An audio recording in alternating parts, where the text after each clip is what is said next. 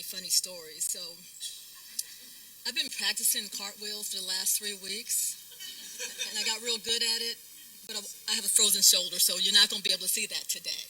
Sorry about that. Whenever I start on a journey or anything that's involving other people, I like to do it as a collective group. I always have two thoughts. The first is, what motivates other people? What do you need, desire, want to make whatever we're involved in easier? And the second thought that I have is, how can I make a difference? How can I help people? How can I be a catalyst for change? So running for the board has not been any different. I still have the same approach. I tend to think too much about everything. So I kept thinking, if we as realtors could change anything in today's challenging market, what would that be? So I wasn't counting on my own opinion, so I went out and I talked to other realtors. I talked to people who had been in the business for a long, long time. I talked to people like me. I've been doing it for 10 years, and I talked to newer realtors. And I was surprised that the answers seemed to be similar.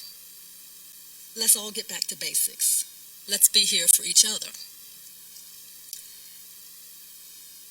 One reason that was a surprise was that it made me go back to my days as a military child, or as a brat, as they used to call us.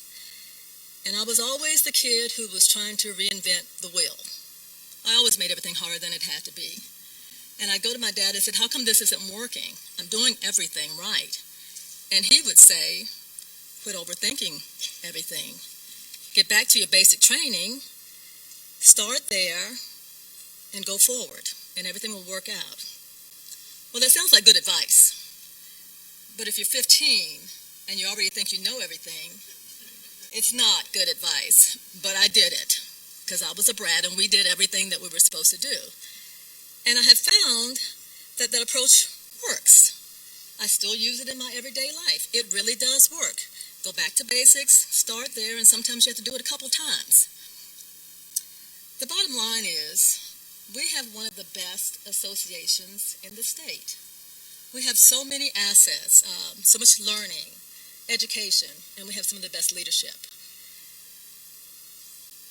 One of the reasons that we have been able to make it, we've made it through recessions, we're making it through a pandemic, and we're really working hard to make it through distractors and people who everybody thinks that they can sell houses.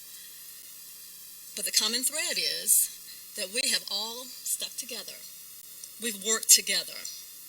And that has made, in a lot of ways, our job so much easier.